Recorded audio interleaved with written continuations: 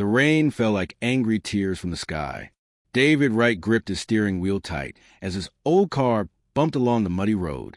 The windshield wipers went swish-swash, swish-swash, but they could barely keep up with the storm. Lightning cracked across the dark sky, making everything bright white for just a second. David was tired, so tired. He had worked at the warehouse all day, lifting heavy boxes until his back hurt. Then he drove his delivery truck for 4 more hours, dropping packages at people's doors. Now, at nearly midnight, he just wanted to get home, eat something cold from his fridge, and fall asleep in his empty house. Empty. That word made his chest feel heavy. 3 months ago, his wife Amy had died.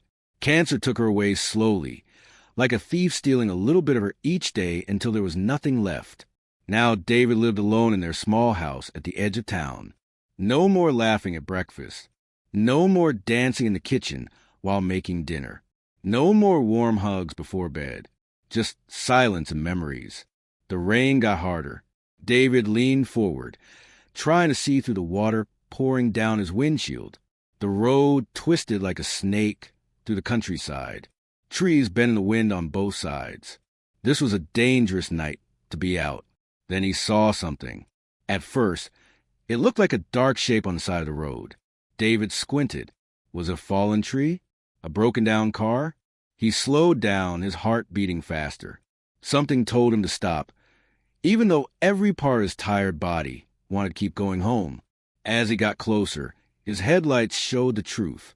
A woman sat in a wheelchair, stuck in the mud on the shoulder of the road. She wore a soaked coat, and her gray hair was plastered to her face.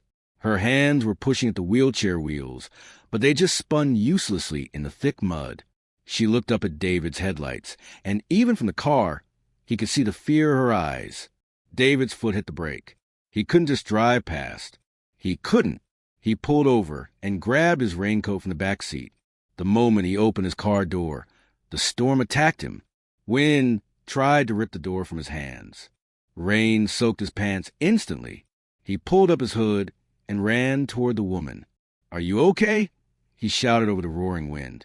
The woman looked at him with wide eyes.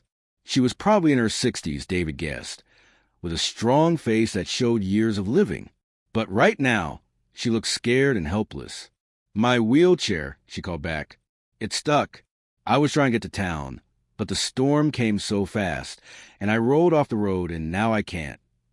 Lightning flashed again, followed by thunder so loud it shook David's chest.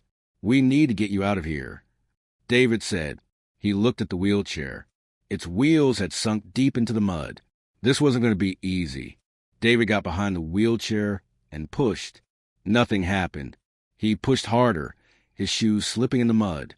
The wheelchair moved an inch, then sank back down. "I'm too heavy," the woman said sadly. "You should just call someone and—" "No," David said firmly. "I'm not leaving you here in this storm." He thought fast. He ran back to his car and grabbed the old blanket he kept in his trunk. He shoved it under the wheelchair wheels to give them something to grip. Then he pushed again with all his strength. His muscles burned. His feet slid. Rain poured into his eyes. Push, push, push. The wheelchair jerked forward. Then again, the wheels caught on the blanket and suddenly rolled free from the mud's grip. "Yes," David shouted. But now they faced a new problem. The woman couldn't wheel herself. She was too tired and cold. The road was too muddy and dangerous. David looked at his small car, then at the wheelchair, then at the woman. "I'm going to help you into my car," he said. "Then we'll put the wheelchair in the back. I'll take you somewhere safe." "But I don't know you," the woman said, shivering hard. "I can't just—" "Lady," David said gently, "if you stay out here, you might die. Please, let me help." Something in his voice must have convinced her. She nodded. David helped her stand. She could walk a little, but not well. They moved slowly through the storm, step by careful step, until she was safely in his passenger seat. He ran back for the wheelchair, collapsed it, and wrestled it into his trunk. By the time he got back in the driver's seat, he was soaked to the bone and breathing hard. "Thank you," the woman whispered. Her teeth were chattering. "Thank you so much." Where were you trying to go? David asked, starting the engine. The hotel in town, but... She looked at the storm. Can we even drive in this? David looked too. The rain was coming down in sheets now. The road ahead looked more like a river. Tree branches were falling. This was getting too dangerous. He made a decision. My house is just 5 minutes from here, he said. It's small, but it's warm and dry. You can stay there tonight, get cleaned up, have some hot tea. In the morning, when the storm passes, I'll drive you anywhere you need to go. The woman stared at him. You would do that? For a stranger? David thought of Amy. She had always told him to help people when he could. Do good in the world, she used to say. You never know when someone might need you. Yes, David said simply. I would. Tears mixed with rain on the woman's face. I don't even know your name. David Wright. I'm Rebecca, she said quietly. Rebecca Hunt. David nodded and carefully drove his car back onto the dangerous road. Lightning painted the sky white. Thunder roared. But inside the car, something warm had started to grow.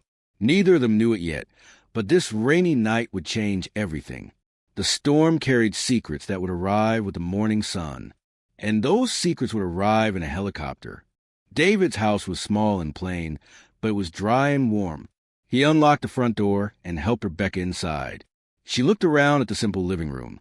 An old couch, a coffee table covered in mail, a TV that had seen better days. Pictures of David and a smiling woman hung on the walls.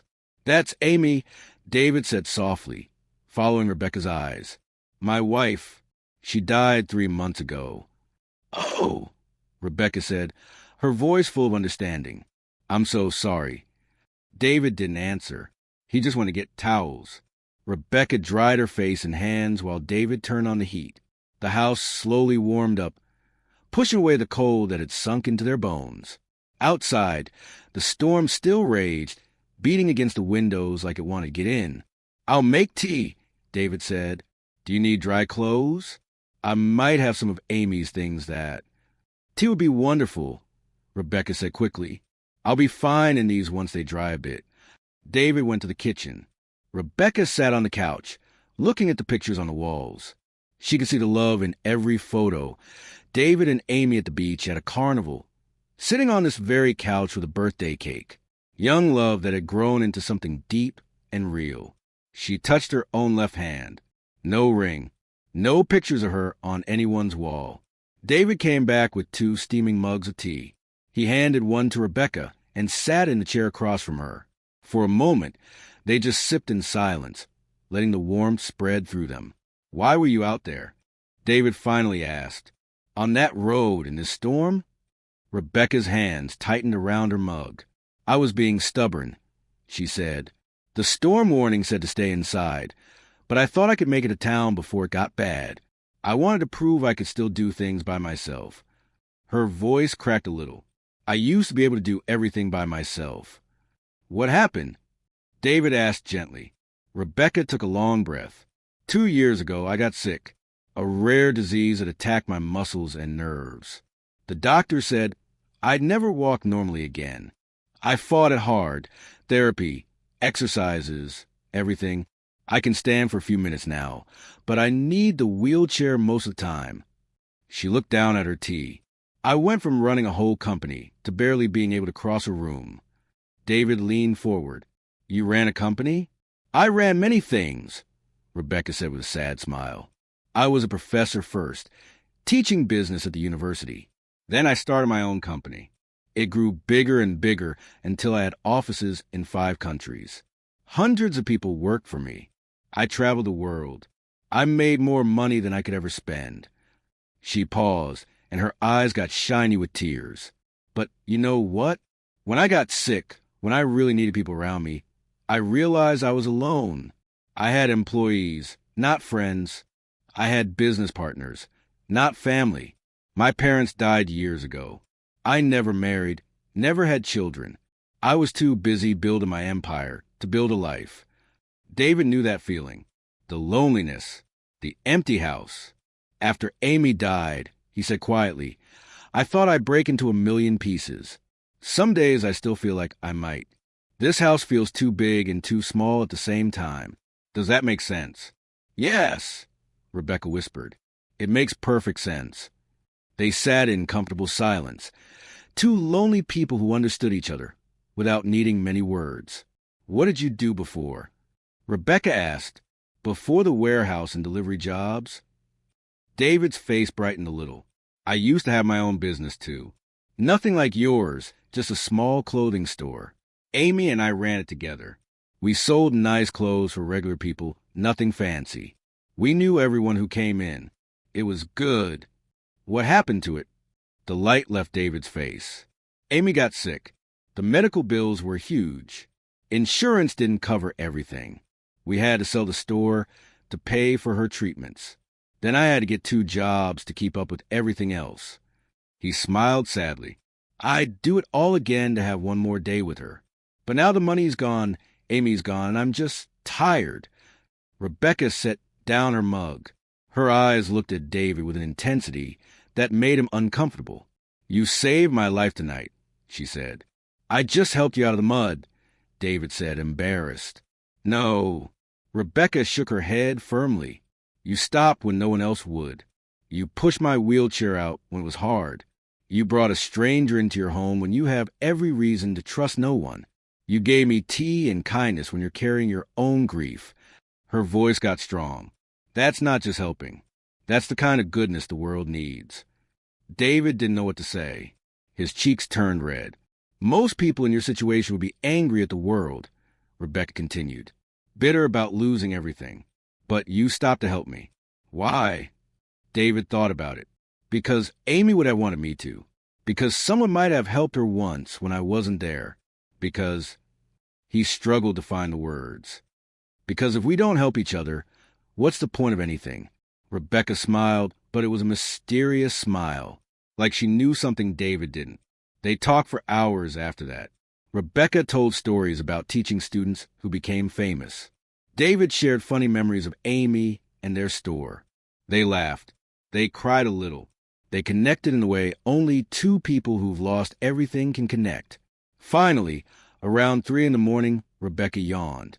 You should sleep, David said. You can have my bed. I'll take the couch. I can't take your bed, Rebecca protested. You can and you will, David said firmly. You've been through enough tonight. Rebecca was too tired to argue. David helped her to his bedroom and made sure she had everything she needed.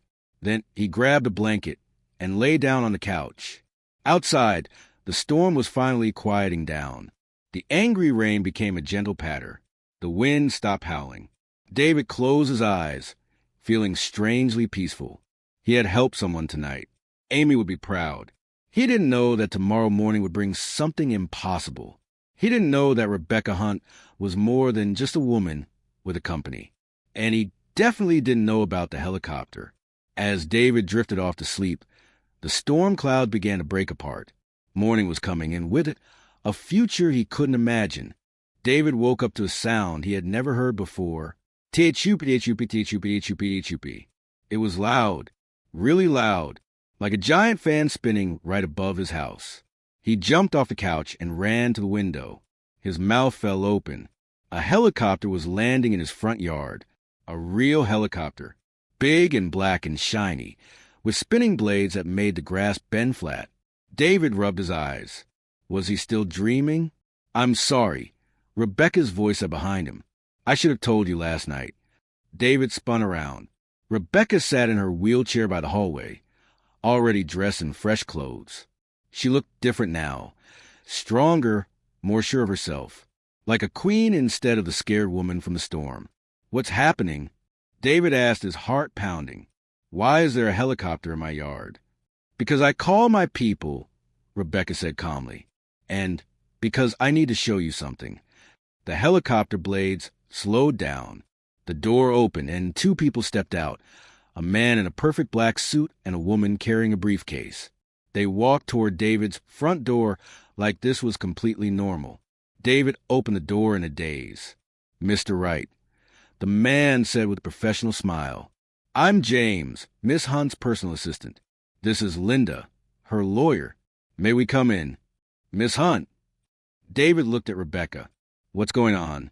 Rebecca wheeled herself forward. David, I wasn't completely honest last night. Well, I was honest about everything that matters, my loneliness, my sickness, my story. But I left out one detail. She took a deep breath. My company isn't just any company. It's Hunt Industries. Maybe you've heard of it. David's legs felt weak. Hunt Industries? Everyone had heard of Hunt Industries. They made everything: clothes, phones, computers, cars. They were one of the biggest companies in the whole world. You're that Rebecca Hunt? David whispered. The billionaire? I prefer to think of myself as the woman you saved from the mud, Rebecca said with a gentle smile. But yes, I have some money. Some money? James laughed. Miss Hunt is one of the richest women in the country. David sat down hard on his couch. This couldn't be real. Linda opened her briefcase and pulled out papers. Mr. Wright, Miss Hunt would like to make you an offer. After hearing your story last night, she was very moved. You told me about your clothing store, Rebecca said, wheeling closer to David. The one you had to sell. The dream you and Amy built together. Her eyes got soft. David, you gave me shelter when I had nowhere to go. You gave me kindness when you had every reason to be bitter. You showed me that good people still exist in this world. I just did what anyone would do, David said quietly. No, Rebecca said firmly. Most people wouldn't have stopped. I know because I've been stuck before. 3 cars passed me last night before you came. 3 cars saw me and kept driving. David felt sick thinking about that. I want to invest in you, Rebecca continued. I want to give you back your dream. Linda has papers here for a business investment. I'll provide $500,000 to open a new clothing store. You'll own it completely. It's not a loan, it's a gift.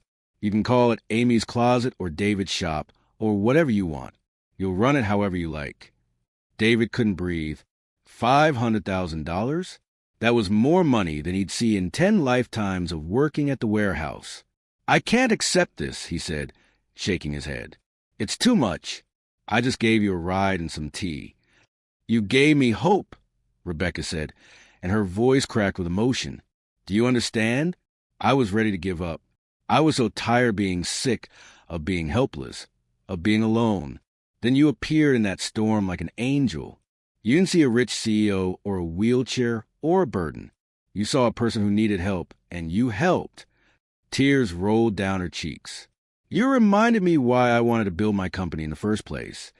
To help people, to make things better. I'd lost that somewhere along the way. James handed David a tissue box. David realized he was crying too. Let me do this, Rebecca pleaded. Let me give back a little of what you gave me. Please. David looked at the papers. At Rebecca. At the helicopter outside. At the pictures of Amy on his walls. Amy would want this. She'd be jumping up and down with excitement. Okay, David whispered. Okay, yes, thank you. Rebecca's face lit up with the biggest smile. James and Linda started explaining the papers, but David could barely hear them over the rushing in his ears. His dream was coming back. Amy's dream was coming back. Over the next 6 months, amazing things happened. David found the perfect building in town, the same spot where his old store used to be. Rebecca's team helped him design everything. It wasn't fancy or expensive looking. It was warm and welcoming, just like Amy would have wanted. He called it Amy's Closet, with a sign showing a heart with wings. The store sold good clothes at fair prices. David hired 3 people from town who needed jobs. He remembered everyone's name and asked about their families. People didn't just come buy clothes. They came to visit David and share stories. Rebecca visited every month. She and David became real friends, not just business partners. They had tea together and talked for hours, just like that first night. Sometimes Rebecca brought her wheelchair into the store and helped fold clothes. She said it made her feel normal again. You know what the best part is? Rebecca told David one day, sitting in the store while customers browsed, "This place reminds me why money matters. Not to buy big houses or fancy cars, but to help good people do good things." David smiled. And you know what the best part is for me? Every time I open this door, I feel like Amy's here with me, like her dream didn't die after all. The store became famous in town. People heard the story of the rainy night and the helicopter and came from miles away. News reporters wanted to do stories about it. But David always said no. This wasn't about being famous. This was about kindness. One year after that rainy night, David stood in his store on the anniversary. He made a little memorial corner with Amy's picture and some flowers. The door chimed and Rebecca wheeled in. She'd gotten stronger.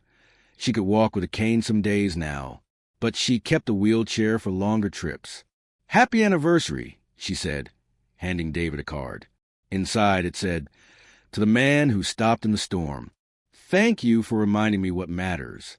With love and gratitude, Rebecca." "Thank you for everything," David said, hugging her carefully. "Thank you for stopping," Rebecca replied. "You'll never know how many lives you changed that night." But David thought maybe he did know. Every customer who walked through his door, every employee who needed a job, every person who heard the story and decided to help someone themselves. Kindness spreads like ripples in water, touching shores you can't even see. What we can learn, one small act of kindness can change everything. David didn't stop that rainy night because he wanted a reward. He stopped because it was the right thing to do. And that simple choice brought back his dream, created jobs for his town, and gave two lonely people friendship that would last forever. Sometimes the biggest adventures start with the smallest decisions. Today, you might pass someone who needs help. Maybe they look different from you. Maybe helping them would be hard or uncomfortable. But remember David and Rebecca, and remember that you never know what miracles might be hiding in a simple moment of kindness. If you enjoyed this story of unexpected kindness and life-changing friendships, share it with someone who needs hope today. Subscribe for more inspiring stories that remind us of the good in the world. And next time you see someone in need, stop, help, because you might just change their life and yours